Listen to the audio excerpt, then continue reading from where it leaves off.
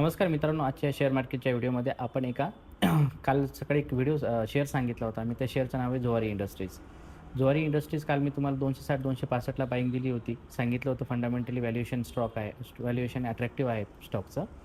सध्याच्या कंडिशनला तो आज एका दिवसामध्ये 7% पळाला. म्हणजे 260 ते 296 7% अप राहिला.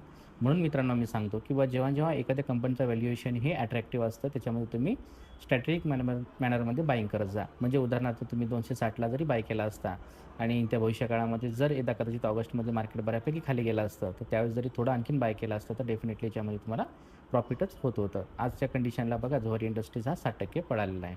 म्हणून मित्रांनो मी सांगतो की तुम्हाला जे मी स्टॉक देईल, त्या स्टॉक्समध्ये तुम्ही स्वतःच्या वॉचलिस्टमध्ये लावून ठेवा. येईल त्या काळामध्ये 100% त्यामध्ये तुम्हाला प्रॉफिट आहे.